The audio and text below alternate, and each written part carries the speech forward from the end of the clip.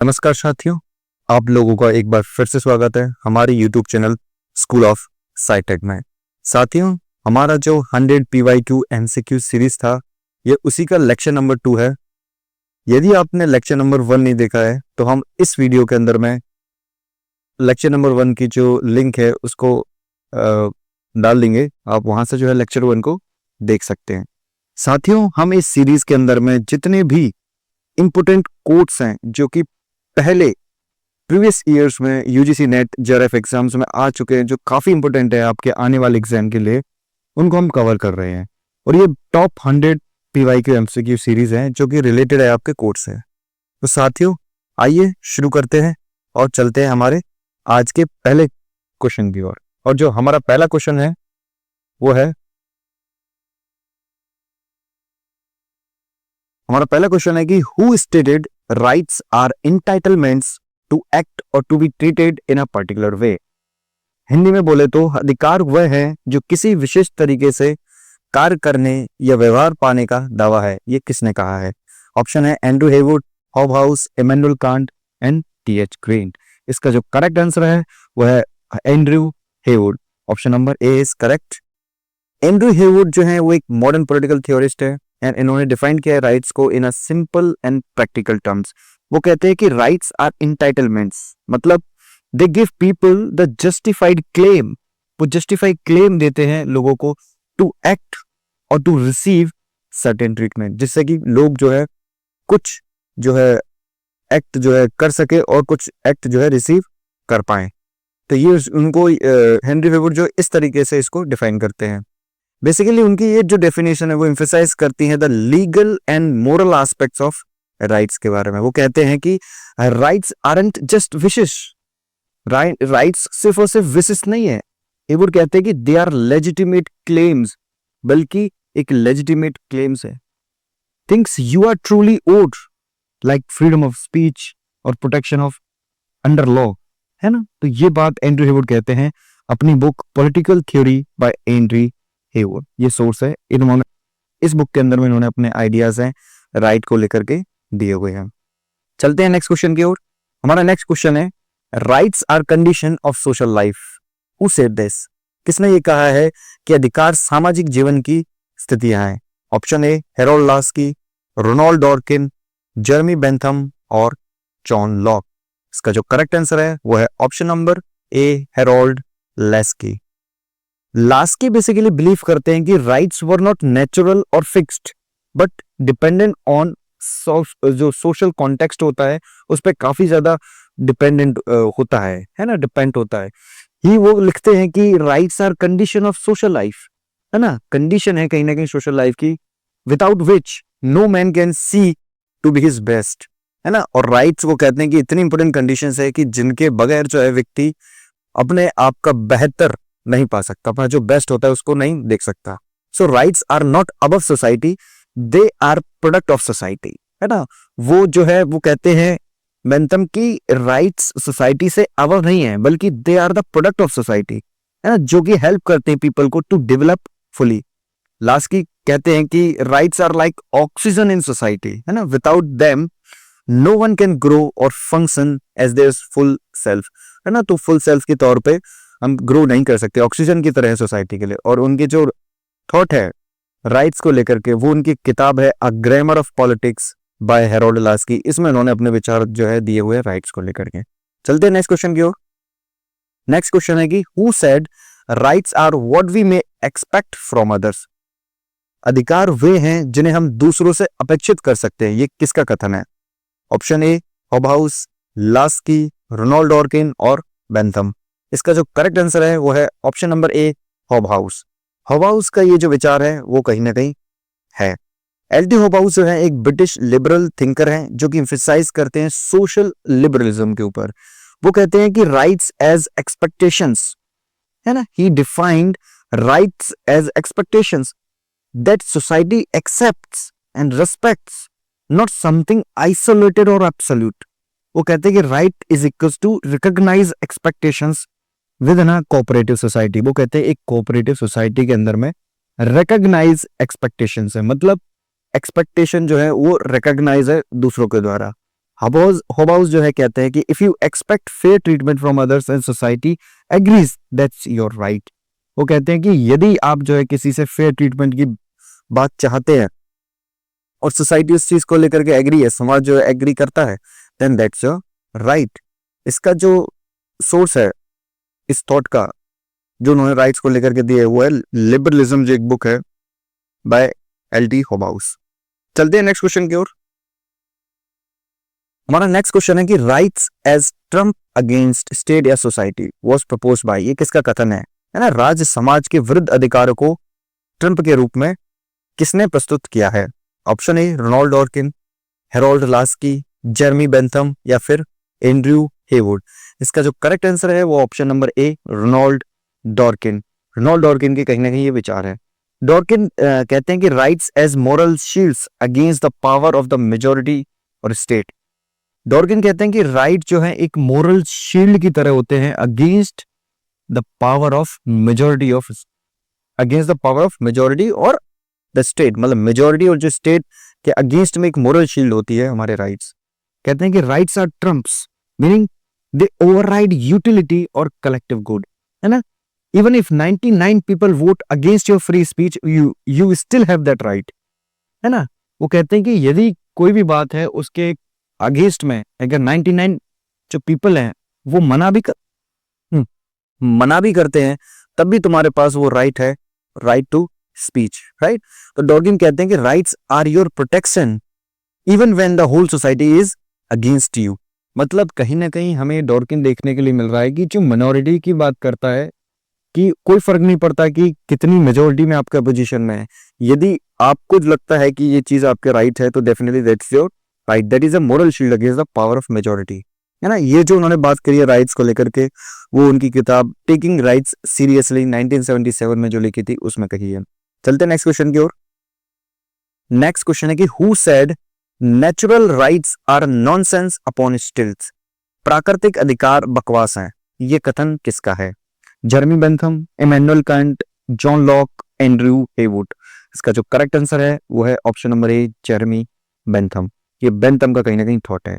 Bentham जो है एक यूटिलिटेरियन है, वो बेसिकली रिजेक्ट करते हैं नेचुरल राइट्स की थ्योरी को और कहते हैं कि they are imaginary rights, rights are imaginary not based on a real law और यूटिलिटी। वो कहते हैं कि जो नेचुरल राइट्स हैं वो रियल लॉ या फिर यूटिलिटी के आधार पे नहीं है, है ना। उन्होंने बहुत फेमसली कहा है कि natural rights are nonsense upon stilts, है ना। For Bentham only rights created by law matter. Bentham के लिए कोई भी अधिकार जो कानून के द्वारा बनाए गए हैं सिर्फ वही मायने रखते हैं। He called natural rights imaginary standing on stills. और उन्होंने ये जो राइट्स को लेकर के अपने थॉट्स हैं वो अपनी किताब एनार्कियल फैलेसी के अंदर में कही है। ये बुक जो है बहुत इंपॉर्टेंट है, जो कई बार आपके एग्जाम में पूछी जा चुकी है, आप इसको भी याद रखेंगे। चलते हैं नेक्स्ट क्वेश्चन की ओर। और नेक्स्ट क्वेश्चन है कि who said interest based theory of rights, है ना। किसकी interest based theory of rights है, हित आधारित अधिकार सिद्धांत किसने प्रस्तुत किया है? Option A Ronald Dworkin, T H. Green, Immanuel Kant या फिर होबाउस। इसका जो करेक्ट आंसर है वो है option number B T H. Green. T H. Green जो है रीडिफाइन करते हैं राइट्स को नॉट एज नेचुरल और लीगल बल्कि एज कंडीशंस जो कि नेसेसरी है for moral development, moral development के लिए जो बहुत ज्यादा नेसेसरी है। वो कहते हैं कि rights are claims justified by the general good, जो सभी के लिए अच्छा हो उसके द्वारा जस्टिफाइड होते हैं राइट्स, वो क्लेम है। वो कहते हैं कि it is grounded in human interest, और ये ह्यूमन इंटरेस्ट के आधार पे ग्राउंडेड है। So if a right doesn't promote moral और personal development it's not valid. तो वो कहते हैं कि यदि राइट मोरल डेवलपमेंट या फिर पर्सनल डेवलपमेंट जो कहीं ना कहीं प्रमोट नहीं करते तो वो राइट वैलिड राइट नहीं है। ग्रीन कहते हैं कि right must serve real human interest, they are not just labels, they must help people grow. वो मदद करनी चाहिए लोगों को ग्रो करने में। और उन्होंने जो अपने विचार है वो किताब lecture on liberal legislation and freedom of contract में कही है। चलते हैं नेक्स्ट क्वेश्चन की ओर। हमारा नेक्स्ट क्वेश्चन है कि who said rights are the trump of individual against society. अधिकार व्यक्ति के राज समाज के विरुद्ध ट्रम्प कार्ड है, ये किसने कहा है? ये शायद मेरे ख्याल से अभी हमने समझा है। इसका जो करेक्ट आंसर है रोनाल्ड डॉर्किन है। राइट्स एज ट्रम्प्स की बात जो है रोनाल्ड डॉर्किन करते हैं। राइट, चलते हैं नेक्स्ट क्वेश्चन की ओर। नेक्स्ट क्वेश्चन है कि who said a right is a claim recognised by society and enforced by the state? एक अधिकार वह दावा है जिसे समाज मान्यता देता है और राज्य लागू करता है। ठीक है, ये किसने कहा है? बॉसन क्यू, हॉबहाउस, लास्की या फिर कांट? इनमें से किसने कहा है कि right is a claim recognised by society and enforced by the state? इसका जो करेक्ट आंसर है वो है ए, बोसेनक्वेट। बोसेनक्वेट एक हेगेलियन आइडियलिस्ट है, ठीक है, जो कि बिलीव करते हैं कि society not nature gives you rights, मतलब नेचर ने नहीं बल्कि सोसाइटी ने आपको कहीं ना कहीं राइट्स दिए हैं, और rights are valid only when recognised by law and protected by state authority. Right, Bosanquet जो है कहते हैं कि no matter how moral your claim is, it becomes a right only when the state supports it. है ना, आपका कितना morally claim है राइट्स को लेकर, उससे कोई फर्क नहीं पड़ता। फर्क पड़ता है इससे कि उसको जो है स्टेट सपोर्ट करता है कि नहीं। और उन्होंने ये विचार अपनी किताब philosophical theory of the state के अंदर में दिए हैं। चलते हैं नेक्स्ट क्वेश्चन की ओर। नेक्स्ट क्वेश्चन है who said rights are those conditions of social life necessary for development? अधिकार सामाजिक जीवन की वे परिस्थितियां हैं जो विकास के लिए आवश्यक है। ये किसने कहा है?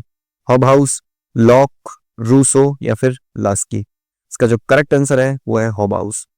हॉबहाउस बिलीव करते हैं, कहते हैं कि rights must create an environment for personal and social development. जो अभी हमने इसको लेकर के बात करी थी वो वही बात है। He supported a liberal welfare state जहां पे कि education, health and work rights are essential. ठीक है, तो यहाँ पे वो सारी चीजें उपलब्ध हों वो बहुत ज्यादा जरूरी होती है। Hobhouse saw rights as tools that help society to grow, like education and wealth aren't luxury, they are rights, क्योंकि ये हमको हेल्प करती हैं। जो हमारा हेल्थ है, जो हमारी एजुकेशन है, वो किसी भी व्यक्ति को आगे ग्रो करने में हेल्प करती है। और ये इनकी बुक है लिबरलिज्म, उसमें उन्होंने किया है। नेक्स्ट क्वेश्चन है हमारा कि who said strong rights versus weak rights? मजबूत और कमजोर अधिकारों का भेद किसने किया है? इसका ऑप्शन है Ronald Dworkin, Harold Laski, Bentham और लॉक। करेक्ट आंसर है Ronald Dworkin. Ronald Dworkin introduce करते हैं इस कॉन्सेप्ट को to show that not all rights are absolute. वो कहते हैं कि सभी राइट्स एब्सोल्यूट नहीं होते। वो कहते हैं कुछ स्ट्रॉन्ग राइट्स होते हैं और कुछ जो है वीक राइट्स होते हैं। क्या स्ट्रॉन्ग राइट्स होते हैं उनको ओवर रिडन नहीं किया जा सकता, उसको खत्म नहीं किया जा सकता, जैसे कि फ्रीडम फ्रॉम टॉर्चर। राइट, वो कहते हैं कुछ वीक राइट्स होते हैं जिनको कि रेस्ट्रिक्ट किया जा सकता है, जैसे कि राइट टू प्रॉपर्टी, है ना, अगर वो पब्लिक इंटरेस्ट में तो इसको रेस्ट्रिक्शन की जा सकती है। तो यहीं पे वो अपना स्ट्रॉन्ग राइट्स और वीक राइट्स का कॉन्सेप्ट रोनाल्ड डॉर्किन देते हैं। तो ये काफी महत्वपूर्ण हो जाता है आपके एग्जाम पर्सपेक्टिव से, जब ये पूछा जा सकता है कि स्ट्रॉन्ग राइट्स और वीक राइट्स का जो डेफिनेशन है वो किसने दिया है, फिर किस तरीके से कैटेगराइज किया हुआ है, इन दो में किसने किया है। राइट, और डॉर्किन बेसिकली कहते हैं कि some rights are like diamonds that can't break, है ना, others are like glass can be shaped. तो उन्होंने ये जो बात है अपनी किताब टेकिंग राइट्स सीरियसली में कही है। चलते हैं नेक्स्ट क्वेश्चन की ओर। और नेक्स्ट क्वेश्चन है कि who gave the functional theory of rights? बहुत इंपॉर्टेंट है कि अधिकारों का कार्यात्मक सिद्धांत किसने दिया है? Harold Laski, T H. Green, Bentham और एंड्रयू हेवुड। इसका जो करेक्ट आंसर है वो है option number A, Harold Laski. Laski कहते हैं कि rights are functional not abstract, है ना, एब्स्ट्रैक्ट नहीं आइडियाज के बेसिस पे, they are functional. They are granted by society to help people perform their duties, जिससे कि लोग अपना कार्य कर सकें, इसलिए ये ग्रांट किए गए हैं, इसलिए ये दिए गए हैं। जैसे कि freedom of speech helps scholars and right to work supports citizens, है ना, जिस तरीके से हमारा जो है राइट टू स्पीच, मतलब फ्रीडम ऑफ स्पीच जो है वो कहीं ना कहीं हेल्प करता है स्कॉलर्स को ग्रो करने में, इस तरीके से। ठीक है, और लास्टली कहते हैं कि right exist to help people functions better in society, not just for show. सिर्फ और सिर्फ दिखावने के लिए नहीं होने चाहिए राइट्स, बल्कि लोग जो है बेहतर परफॉर्म कर पाए सोसाइटी में, इसलिए है। और इन्होंने ये बात अपनी ग्रामर ऑफ पॉलिटिक्स में कही है। हमारा नेक्स्ट क्वेश्चन है कि who said natural rights are nonsense upon stilts? Again we have discussed about it, that is Jeremy Bentham. Next question है कि who is associated with 3 generation of rights. अधिकारों की 3 पीढ़ियों की धारणा से कौन जुड़ा हुआ है? नो स्पेसिफिक नेम, कोई व्यक्ति स्पेसिफिक नहीं जुड़ा हुआ है, या फिर रोनाल्ड डॉर्किन, या फिर जॉन लॉक, या फिर हेरोल्ड लास्की। इसका जो करेक्ट आंसर है वो है option number A, no specific name. क्योंकि जो 3 जनरेशन राइट्स हैं वो कहीं ना कहीं ह्यूमन राइट्स हैं, जो कि evolution of international human rights से निकल के आते, कोई सिंगल स्कॉलर्स के साथ में रिलेटेड नहीं है ना। It reflects basically civil and political rights, that is first generation rights, है ना। और सेकंड है तुम्हारा सोशल एंड इकोनॉमिक राइट्स, जिसको हम सेकंड जनरेशन राइट भी कहते हैं। और थर्ड जनरेशन राइट्स में आते हैं अपनी कलेक्टिव एंड सॉलिडेटरी राइट्स, राइट। चलते हैं नेक्स्ट क्वेश्चन की ओर। किसने कहा है कि right to development is a soft law?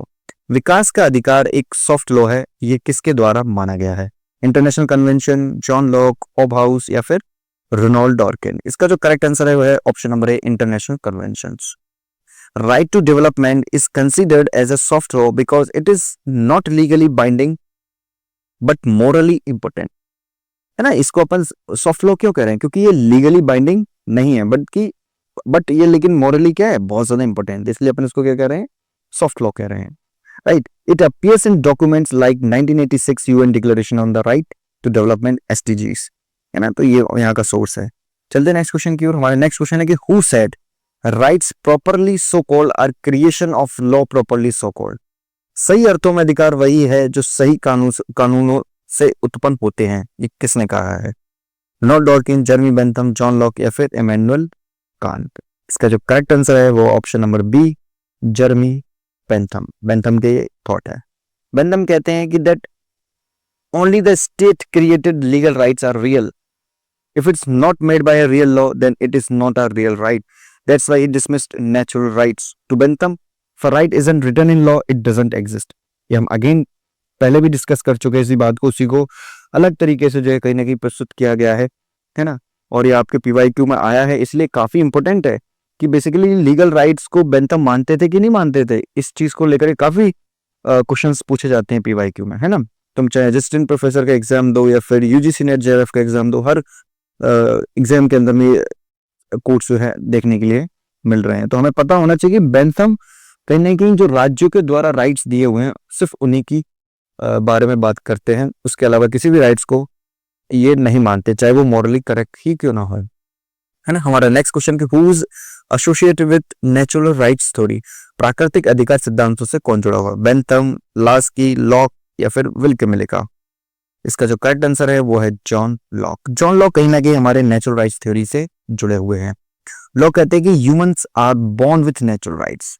कौन कौन से rights? Right to life, right to liberty, and right to property, which exist even before government. मतलब ये 3 राइट्स हैं जो कि गवर्नमेंट बनाने से पहले भी एक व्यक्ति के पास, सरकार बनाने से पहले नेचुरली उसके पास अवेलेबल है ना। The main job of the state is to protect this right. और लॉक कहते हैं कि जो राज्य का जो मुख्य कार्य होता है, जो मेन वर्क है, वो क्या है? इन अधिकारों का प्रोटेक्शन करना। लोग कहते हैं कि even in a jungle you have rights. जंगल में भी क्या है? आपके राइट्स है। Government is just your bodyguard. Government सिर्फ और सिर्फ आपके बॉडीगार्ड है, ये उन्होंने कहा है। तो हमें ये पता होना चाहिए कि लॉक ने ये जो अपने राइट्स को लेकर के विचार दिए हैं वो अपनी किस बुक के अंदर में दिए? तो 2 ट्रीटाइज ऑफ गवर्नमेंट के अंदर में जॉन लॉक ने अपने आइडिया दिए थे। चलते हैं नेक्स्ट क्वेश्चन की ओर। हमारा नेक्स्ट क्वेश्चन है who proposed minority rights liberal theory. अल्पसंख्यक अधिकार उदार सिद्धांत किसने दिया? इमैनुअल कांट, विल्केमिलिका, जॉन रॉल्स, या फिर हेरोल्ड लास्की। इसका जो करेक्ट आंसर है वो है option number B, Will Kymlicka. Kymlicka जो है वो आर्ग्यू करती हैं कि liberalism must recognise group identity, है ना, स्पेशली फॉर कल्चरल माइनॉरिटीज के लिए। तो किमिलिका कह रही है कि जो लिबरलिज्म है, जो उदारवाद है, वो रिकॉग्नाइज करना चाहिए उसको, ग्रुप आइडेंटिटी को, कोई ग्रुप है उसकी आइडेंटिटी को रिकॉग्नाइज करना चाहिए, स्पेशली फॉर कल्चरल जो माइनॉरिटीज है उनको लेकर के बात कह रहे हैं। वो कहते हैं कि justice isn't just about individuals, it must protect minority cultures too। वो कहते हैं कि सिर्फ जस्टिस जो है या फिर जो न्याय है वो व्यक्तिगत नहीं है, बल्कि मिनोरिटी कल्चर को प्रोटेक्ट करना भी कहीं ना कहीं न्याय है। Kymlicka basically modernized liberalism by making space for group identity within equality, है ना। तो मतलब इक्वलिटी, समानता के अंदर ही उन्होंने कहीं ना कहीं एक स्पेस बनाया ग्रुप आइडेंटिटी के लिए। मतलब ग्रुप आइडेंटिटी को बहुत ज्यादा सपोर्ट करती है, खास करके जो अपना मेलोडी कल्चर उसको लेकर के काफी ज्यादा सेंसिटिव है विल कैमेलिका। इन्होंने अपने जो विचार है वो मल्टी कल्चरल सिटीजनशिप जो उन्होंने 1995 में लिखी थी, बहुत इंपॉर्टेंट बुक है, उसमें दिए हैं, काफी बार पूछी जा चुकी है, आपको पता होना चाहिए। चलते हैं नेक्स्ट क्वेश्चन की ओर। हमारा नेक्स्ट क्वेश्चन है कि who said freedom means not being hindered in doing what one wills. स्वतंत्रता का अर्थ है जो चाहो करने में बाधा ना होना। ये किसने कहा है? रूसो, हॉब्स, लॉक या हायक, या फिर हायक ने कहा है ना। इसका जो करेक्ट आंसर है वो है option number B, Hobbes. Hobbes कहते हैं या फिर हॉब्स का जो had a negative concept of liberty, है ना, कहीं ना कहीं दिया है एक नेगेटिव कॉन्सेप्ट लिबर्टी का। वो कहते हैं कि you are free if no one is stopping you. मतलब आप तब तक फ्री हो जब तक कोई आपको रोक नहीं रहा है। इट डजंट मीन मोरल और good, just absence of external interference. For Hobbes freedom is like a wild horse until you put a leash. जब तक आप पर लगाम नहीं लगाई जाती तब तक आप घोड़े की तरह दौड़ सकते हो, आजाद हो। तो ये कहीं ना कहीं हॉब्स का जो कॉन्सेप्ट है वो नेगेटिव कॉन्सेप्ट ऑफ लिबर्टी है। Negative concept of liberty basically कहता है कि राज्य जो है सिर्फ और सिर्फ उसमें एक कंट्रोलिंग, एक सुपरवाइजरी तरीके से रोल रहेगा, उसमें ज्यादा इंटरफेरेंस सरकार नहीं करेगी, राज्य नहीं करेगा, राइट। हमारा नेक्स्ट क्वेश्चन है कि freedom as obeying law reflecting general will was proposed by. स्वतंत्रता वह है जो सामान्य इच्छा को दर्शाने वाले कानूनों का पालन करना है। ये किसने कहा है? हयाक, जॉन लॉक, रूसो या फिर हॉब्स। इसका जो करेक्ट आंसर है वो है सी, रूसो। रूसो कहते हैं कि इफ जो वो है बिलीव करते हैं कि real freedom means obeying rules you give to yourself through collective will. वो कहते हैं कि असल में जो आजादी है, जो फ्रीडम है, उसका मतलब है कानूनों का पालन करना, है ना। वो कानून जो आपने खुद को ही दिए हैं थ्रू कलेक्टिव विल्स। आपने कलेक्टिव विल बनाई, है ना, कलेक्टिव विल बना के आपने कोई कानून बनाए हैं खुद के लिए, तो उन कानूनों का पालन करना ही क्या है? आजादी असल में है। So if a law reflects general will following it is a freedom. तो अगर कोई भी कानून जो है जनरल विल को रिफ्लेक्ट करती है तो इसको फॉलो करना ही क्या है? आजादी है, नॉट रिस्ट्रिक्शंस। दूसरों कहते हैं कि obeying societies just law is not slavery, it's your own wisdom guiding you, है ना। तो ये कहते हैं इस वाली बात को। ये उन्होंने अपने विचार द सोशल कॉन्ट्रैक्ट, उनकी बुक है 1862 के अंदर में जो आई थी, उसमें उन्होंने दिए हैं। नेक्स्ट क्वेश्चन है कि who defined freedom as acting under moral law free from arbitrary will. नैतिक कानून के तहत कार्य करना और मनमानी से मुक्त रहना, यह स्वतंत्रता की परिभाषा किसने दी है? हयाक, लॉक, टी.एच. ग्रीन या फिर हॉब्स। इसका जो करेक्ट आंसर है वो है बी, जॉन लॉक। लॉक कहते हैं कि liberty is not licence, it means being bound by reason and morality, not arbitrary whims. वो कहते हैं कि freedom exist under rule of law. इसका मतलब क्या है? लोग बिलीव करते हैं लिबर्टी में विथ डिसिप्लिन, है ना, not do anything but do what is just and rational.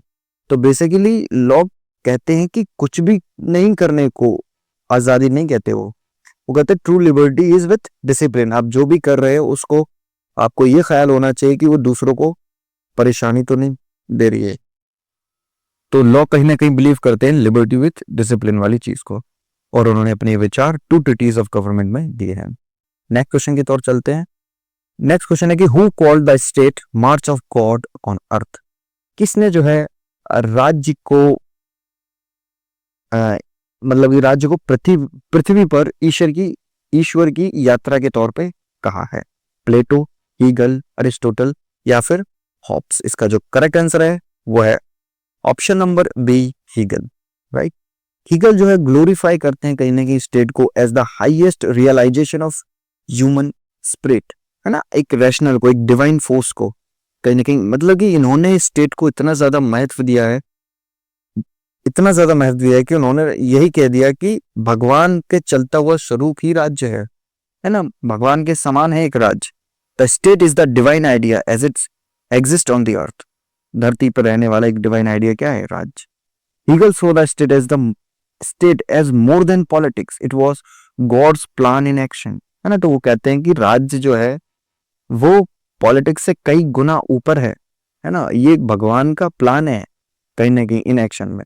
और उन्होंने ये वाली बात फिलोसफी ऑफ राइट, बहुत इंपॉर्टेंट बुक है, तो पूछी जाती है अक्सर हमें एग्जाम्स के अंदर में, आप याद रखेंगे फिलोसफी ऑफ राइट्स में कही है। हमारा नेक्स्ट क्वेश्चन है कि who said state as expression of general will. राज्य सामान्य इच्छा की अभिव्यक्ति है, ये किसने कहा है? Rousseau, Cicero, Bentham, Machiavelli. इसका जो करेक्ट आंसर है वह option number A, Rousseau. Rousseau के लिए जो स्टेट है वो should express the collective will of the people, not the rulers interest. Rousseau कहते हैं कि जो राज्य है वो कहीं ना कहीं कलेक्टिव विल को एक्सप्रेस करनी चाहिए, ना कि जो रूलर है, जो शासक है, उसकी इंटरेस्ट को, है ना। When laws match general will, the state become a moral and democratic authority. वो कहते हैं कि जब कानून जो है जनरल विल को मैच करने लगती है, बिल्कुल सेम टू सेम हो जाते हैं दोनों, तो जो स्टेट है वो कहीं ना कहीं रिप्रेजेंट करती है, वो बन जाती है मॉरल और डेमोक्रेटिक अथॉरिटी। रूसो कहते हैं कि state doesn't rule over you, it speaks through you. वो आपके ऊपर रूल नहीं करते बल्कि आपके थ्रू कहते हैं। ये उन्होंने बात द सोशल कॉन्ट्रैक्ट में कही है। साथियों, ये थे हमारे आज के 25 क्वेश्चंस। बाकी के 25 क्वेश्चंस मैं अपने नेक्स्ट वीडियो के अंदर में लेके आऊंगा, जो कि कोट्स को लेकर के काफी महत्वपूर्ण है, जो पूछे गए हैं हमारे पिछले एग्जाम्स के अंदर में। साथियों, यदि ये वीडियो आपके लिए जरा भी हेल्पफुल रही हो तो आप इसको लाइक कर सकते हैं, हमारे चैनल को सब्सक्राइब कर सकते हैं। साथ ही साथ आप इसको अपने दोस्तों के साथ, अपने साथियों के साथ में इसको शेयर कर सकते हैं, जिससे कि आने वाली जो हमारे नेट जेआरएफ का एग्जाम है उसमें उनकी हेल्प हो सके। तो साथियों, मिलते हैं नेक्स्ट वीडियो में।